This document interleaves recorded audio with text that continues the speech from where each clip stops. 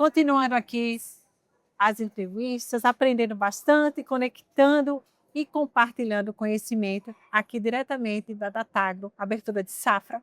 Eu tenho a honra e o prazer de receber conosco Felipe Dias, que tem uma trajetória e vai poder compartilhar informação.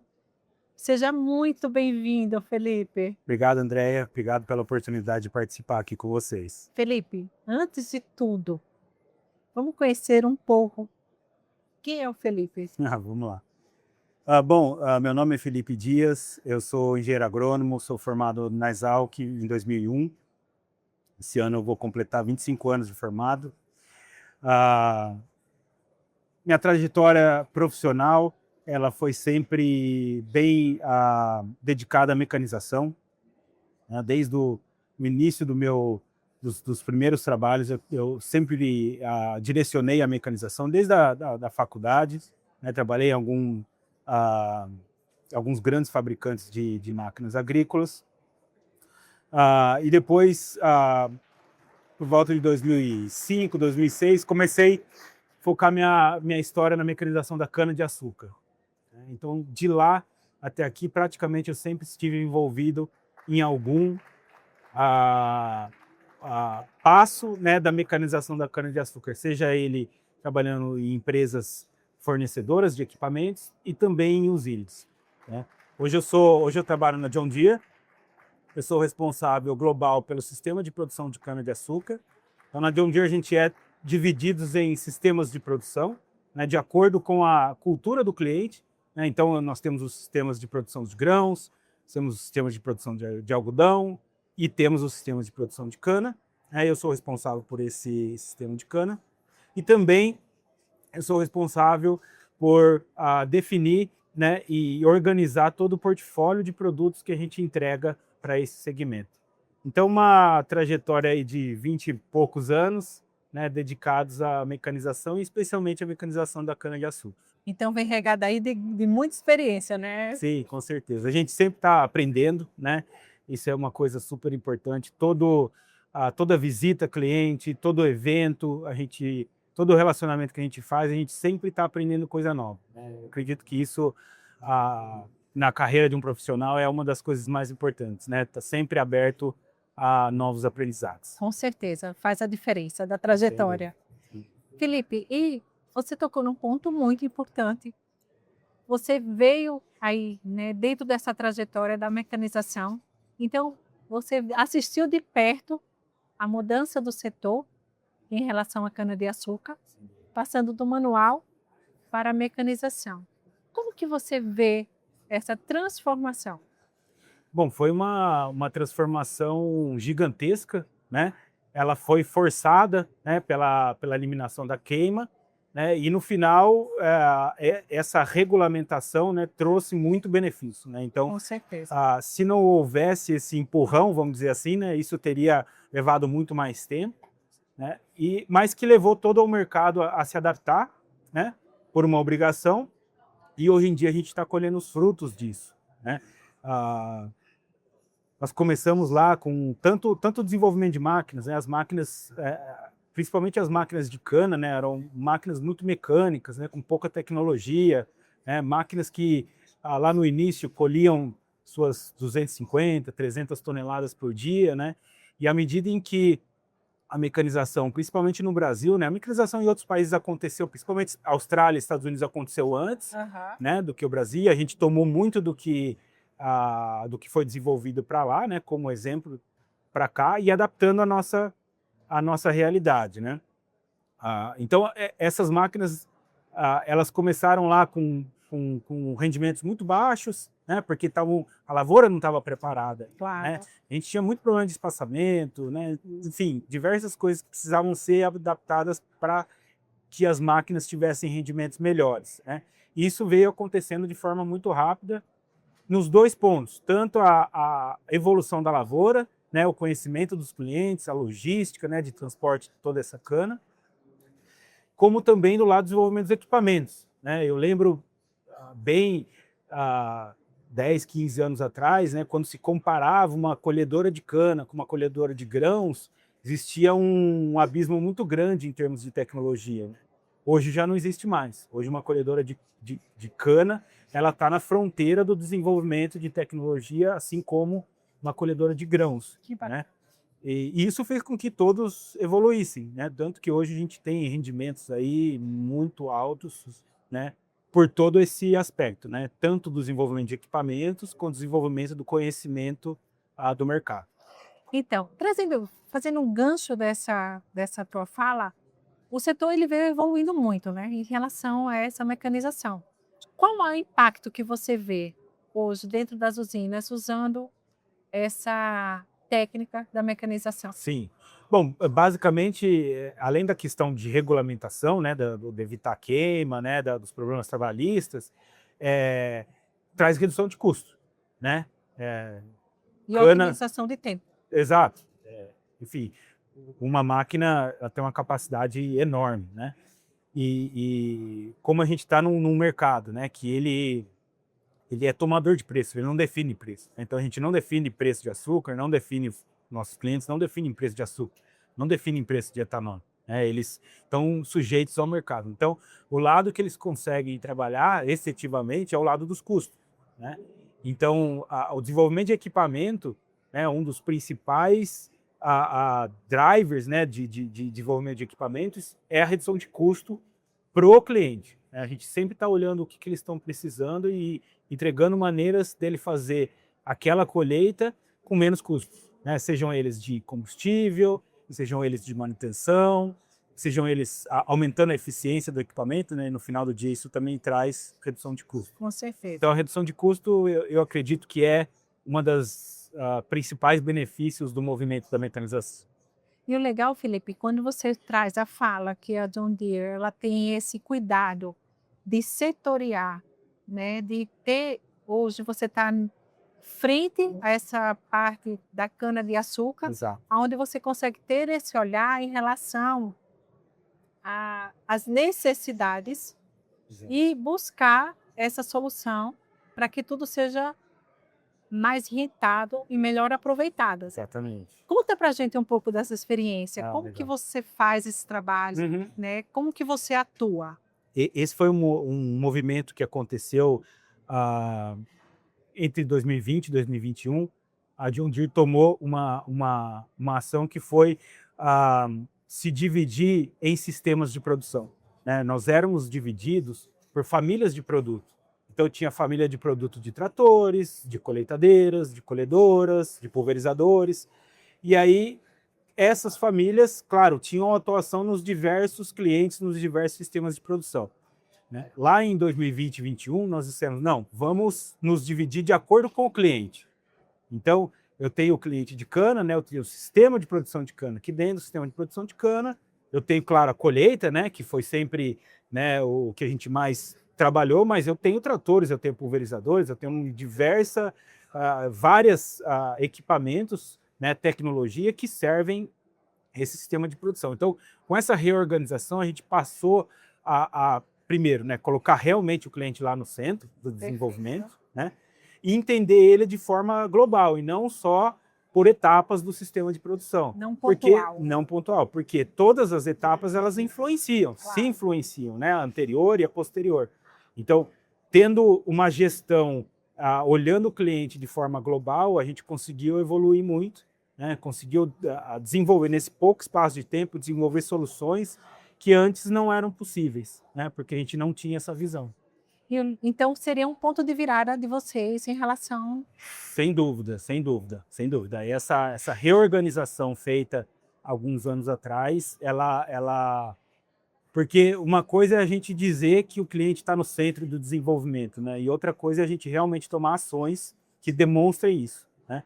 Então, para mim, essa foi a virada de chave para desenvolver ao redor da necessidade do cliente. Hoje a gente fala muito de máquinas conectadas, Uhum. né, de agricultura com precisão. Exato. Então, como isso transforma a vida no campo? Tá. Bom, a John Deere há um tempo atrás já se tornou, né, e vem cada vez mais reforçando isso, uma empresa de tecnologia, né? Ela não é mais só uma empresa de máquinas, é uma empresa de tecnologia, né? Porque a gente sabe que o desenvolvimento das máquinas, eles chegam num limite. Sim. Para passar desse limite, para que o produtor consiga aproveitar todos os benefícios, a tecnologia é que é o grande impulsionador disso. Então, e aí a gente entra na parte da conectividade, né? Essas máquinas, para que as tecnologias sejam realmente efetivas, elas precisam estar conectadas, né? Precisa existir um sistema de conexão que envia e recebe informações em tempo real. E o Brasil, ele tem, diferente de outros mercados, ele tem um problema de cobertura de conectividade muito grande, né? Principalmente nas áreas rurais, né? E sabendo disso, né, desde o ano passado, a gente fez uma parceria principalmente com a Starlink, né? Então, hoje, os equipamentos, né, já saem de fábrica equipados com uma antena Starlink para garantir que eles estão 100% conectados, né? Para que o produtor possa usufruir dessa tecnologia que está embarcada, né? Que a tecnologia está lá, né, já vem sendo desenvolvida há alguns anos, mas muitas vezes, por falta da conectividade, o uso era muito baixo, né? Então, o uso de tecnologia hoje, ele começa a aumentar, né, os resultados vêm, né, e a conectividade é que permite isso. Que legal. E trazendo esse dado que você falou, Felipe, é muito importante porque seria hoje um ponto de alerta, Uhum. né? Um problema a ser resolvido. Exato. E aí vocês saem na frente, então, com essa questão da Starlink, Sim. né? Está trazendo essa realidade para regiões rurais onde ainda parecia tão distante, Exato. né? A Exato. gente conseguir esse resultado. Exato. Sim. Mesmo aqui no estado de São Paulo, né? Por incrível que pareça, em algumas regiões, aparentemente se fala, não, eu tenho conectividade, meu celular pega, mas o volume de dados hoje que uma máquina transmite é muito grande. Claro. Então não é uma simples conexão que te permite a fazer uma ligação, uma conexão muito mais poderosa, né? Porque cada máquina, ela no final, ela é um grande sensor, ela está tocando aquele solo, né, está coletando informações e está transmitindo, né, informações agronômicas, né, que são informações pesadas, de mapas e tudo mais. Então, você precisa ter robustez, né, precisa ter um sistema que seja estável, né, que tenha capacidade de transmissão de dados, para poder usufruir disso, né? Então, mesmo regiões que aparentemente se tem uma ideia de que, não, nós temos conectividade, na realidade, para que isso tudo possa ser aproveitado, não é bem assim, né? E aí imagina outras regiões mais remotas, né? Claro. Mato Grosso, que é fantástico, né? A produção de grãos lá, né? Sim. A conectividade lá é muito pior. Então, isso faz grande diferença no dia a dia do produtor rural. Claro. E qual a dificuldade que você vê hoje dentro do setor que, assim, que precisa ter um alerta? Olha, se a gente olhar hoje o sistema de produção de cana, né, focando em cana, né, a evolução ela está acontecendo, né? A gente vê que os produtores estão cada vez mais informados, né? O acesso à informação hoje não é problema, né? Porém, né, a execução disso no campo muitas vezes ainda leva um tempo para acontecer. Então, o que eu quero dizer é o seguinte: as pessoas sabem o que tem que ser feito. O tempo de informação, ao tempo né? de A execução, né? execução. Para que os operadores consigam usar essas tecnologias, que elas sejam efetivas, isso ainda leva um tempo, né? Eu uso sempre o exemplo do piloto automático. O piloto automático é uma tecnologia que está há um bom tempo no mercado, né? Hoje, eu te diria que 100% das usinas, se não em todas as operações, mas boa parte das operações utiliza ou tem equipamentos com piloto automático. Quando você olha a utilização do piloto automático, ela não é tão grande assim, né? A gente identifica facilmente áreas que estão com 40%, com 50% de utilização, ou seja, foi adquirida uma tecnologia, ela está lá, está disponível, né? Mas por uma série de motivos, a utilização ainda não está lá, né? Então, a gente hoje foca muito na utilização. A gente sabe que o cliente vai comprar de novo, né? Vai renovar uma licença, algo do tipo, se ele tiver a utilização, Claro. né? Então, o sistema de licenças, por exemplo, é um sistema que ajuda muito nisso, porque se eu não garantir que você usa alguma coisa, no ano que vem você não vai adquirir essa licença de novo, né? Podemos fazer um parênteses aqui com os streams, né? O Sim. Netflix. Se a Netflix não te oferece algo que te interessa, né? No ano que vem você não renova a assinatura com esse. É isso mesmo. Né? Então a gente foca hoje muito na utilização de tecnologias, porque traz benefício, né? A gente precisa garantir que está sendo utilizado para que esse negócio continue movendo. E trazendo essa tua fala, né, em relação, hoje, qual a tecnologia que você vê potencial para revolucionar o mercado para os próximos anos? Olha, a automação, né, e a autonomia, né, existe uma jornada, né, até que se chegue na automação plena, na autonomia plena, né, de que a gente tenha máquinas autônomas, né? Existe um caminho para que isso aconteça, né? Então, sem dúvida nenhuma, a autonomia provavelmente é o próximo grande revolução, né? Mas isso tudo precisa estar preparado para que isso aconteça lá no futuro, né? Então, as máquinas já vêm automatizando funções. Então, hoje um operador ele faz muito menos funções do que um operador que fazia no passado, né? Claro. O exemplo mais simples é o piloto automático. Aham. Ele não precisa mais direcionar a máquina, né? Ela faz isso de forma automática. Regulagens, enfim, uma série de automações, né, que vão acontecendo para que lá na frente a gente tenha essa autonomia, né? E durante esse caminho, muitas coisas boas estão sendo desenvolvidas, né? Talvez a gente demore para chegar numa autonomia completa, mas que ao longo, em função desse objetivo lá na frente, muita coisa boa vai ser desenvolvida, né? Bacana. E eu acho que também, esse falando muito em tecnologia, né? Mas também uma próxima disrupção grande no mercado é o uso de combustíveis renováveis, né? Foi parte do assunto que eu coloquei hoje aqui, que é o uso do etanol em máquinas agrícolas. Que isso também é um grande,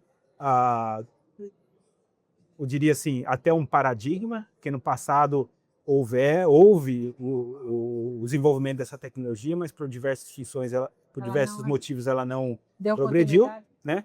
Mas hoje a gente conseguiu resolver vários problemas de tecnologia, de conhecimento e desenvolvimento que naquele momento a gente nem tinha, né, para que isso aconteça. Então, eu acho que passa por esses dois grandes temas aí, automação e combustíveis renováveis. Que vai ajudar muito, né? Sem dúvida, sem dúvida. Vai poder contribuir muito aí. Assim, voltando no início, né, a gente busca reduzir o custo, né, da tonelada colhida, do açúcar produzido por hectare, né, e o custo de combustível, né, ele é relevante, Claro. principalmente na cana. Além da questão de sustentabilidade, Sim. né, que também no final do dia também gera recursos, né? Com certeza. Quanto mais sustentável, né, existem já mecanismos Melhor. que retornam em termos monetários Sim. isso. Então, os combustíveis renováveis eles trabalham no custo, né, eles têm uma redução de custo, e alguns deles, né, eles, sem dúvida nenhuma, ajudam muito na questão de sustentabilidade, da emissão de gases de efeito estufa, e ao mesmo tempo a gente gera demanda para esse mercado, né? Então, se você utiliza o seu próprio combustível, você está gerando mais demanda para esse combustível, né, fortalecendo toda essa cadeia. E Felipe, você assistiu exatamente, né, essa evolução, no caso da colheitadeira, né, a diferença que era no início e hoje com toda essa parte de integração, de informação, né? E como que você vê isso? Bom, tem um exemplo clássico que ainda tem algumas máquinas trabalhando no campo, né? A colhedora de cana, lá no passado, né, é que você fizesse o controle da altura do corte, né? O controle da altura é uma coisa muito importante, né? Ou você, né, arranca aquela soqueira e tem uma falha, ou você deixa um pedaço de cana lá no campo que tem açúcar ali. Então, controle exato da onde a máquina vai cortar é muito importante, né? Lá no passado, isso era feito com uma régua de nível, né? Então, você tinha a cabine da máquina, existia uma réguazinha de nível aqui, que o operador olhava, não, esse corte tá bom, nessa altura tá bom, isso significa que é esse nível aqui. Então ele tentava olhar o nível, um nívelzinho de água, uma mangueirinha de água, Olha isso. né, para que aquilo estava relacionado ao corte de né? base, né? Hoje em dia não existe mais isso. É uma operação totalmente automática. Ele, claro, ele tem que definir aonde ele quer cortar, mas a máquina faz isso Que sem legal. necessidade de atuação nenhuma. Então, imagina o quanto melhorou, né? Porque ele tinha que tomar uma reação ao que ele estava vendo, uma máquina que estava andando a 3, 4 km por hora, né? Isso é 1 metro por segundo, mais de 1 metro por segundo. Aham, Ou seja, ele não conseguia reagir, né, ao que estava acontecendo. claro. E hoje não, o Não sistema tem uma faz de resposta forma rápida, né? automática, né? Então isso é parte da automação, né? Um sistema que hoje já existe, é amplamente utilizado, né? Não é uma novidade, né? Não estou falando de novidade aqui, mas que foi um salto gigantesco Com de certeza. tecnologia, né? Muito bom. Felipe, para a gente ir para os finalmente aí da nossa conversa, como que você vê o evento da Tagro Abertura de Safra, Uhum. né, para o setor, onde liga e onde, na verdade, faz um encontro, né, entre quem está produzindo com quem tem a solução? Qual a Sim. importância Sim. disso? Não, é um evento muito completo, né? Então a gente tem toda a parte, né, dos órgãos públicos, né, de quem faz as regulamentações, né, de quem está, né, trabalhando nessa área. A gente tem todos os especialistas, né, tanto das áreas agrícolas, industrial, né, os fabricantes de máquinas, os fabricantes de soluções. Então ele integra todas essas pessoas num alto nível, né? Então a gente sempre gosta de participar, né? Nós como John Deere de participar e a gente tem participado desse evento já há algum tempo, porque tem muita qualidade, né? O público que vem aqui, em função do que é apresentado, é um público de alta qualidade. Então para nós e para o setor como um todo, eu acredito que é um evento super importante. Que maravilha! O ponto de virada na tua jornada. Boa pergunta. Ela minha resposta talvez seja simples, mas para mim realmente foi. Eu até 2018 eu não falava inglês. E aí eu fui colocado numa função que eu precisava falar inglês, né? Fui colocado na fogueira, né? E isso fez me desenvolver, né? E aprender dar um jeito de aprender uma nova língua, né? E me expressar nessa nova língua. E isso abriu um leque enorme, né? Na minha carreira e na minha experiência. Então, acho que a gente às vezes tem que se atirar, né? Ou, né? For ser jogado ou se atirar, para que a gente tenha um salto grande de desenvolvimento, não? Então é uma coisa simples, né? Mas que para mim foi muito importante para toda a minha carreira. E eu deixo aqui essa dica que o Felipe traz para a gente, porque quantas pessoas perdem a oportunidade Isso aí. por não enfrentar uma dificuldade É. ou, de repente, uma limitação que tem, Uhum. né? Onde, na verdade, quando se toma essa decisão de fazer o que tem que ser feito, buscar a informação, procurar se desenvolver, está aqui o Felipe como exemplo, o leque que se abre a partir desse momento, né, É isso Felipe? aí, isso aí. Para a gente finalizar, a última pergunta: qual seria o conselho que você daria para aquele adolescente que está se lançando no mercado Uhum. e que gostaria de buscar um sonho, como foi Legal. no teu caso? Senhor. Bom, inglês provavelmente já não é mais uma barreira, né? Porque a gente sabe que a maioria deles já fala muito bem e hoje a gente tem tecnologias que praticamente resolvem isso. Mas é ter persistência, né? A gente não pode acreditar que as coisas acontecem da noite para o dia, né? Então, ter um objetivo, é importante pensar o que quer da vida, onde quer estar daqui 20 anos, 30 anos, né? Ter persistência, a carreira não vai ser só sucesso, ela vai ter diversos tropeços. A gente aprende muito mais com os tropeços do que com os Perfeito. elogios, né? Elogio, todo mundo gosta, mas você recebe hoje, amanhã você já esqueceu dele. O tropeço, você vai trabalhar para que isso não aconteça de novo, né? E que você tenha um melhor desempenho.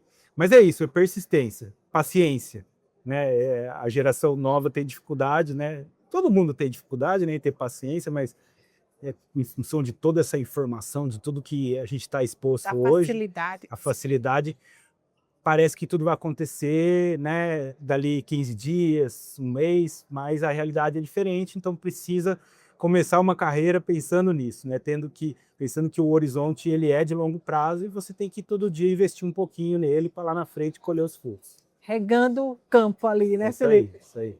Felipe, quero muito agradecer a sua participação, e a sua partilha Aham. aqui no Host Podcast. Seja muito bem-vindo e é um prazer enorme receber você aqui. Muito Muito obrigado. obrigada. Muito obrigado, Andréia. Prazer. Obrigado.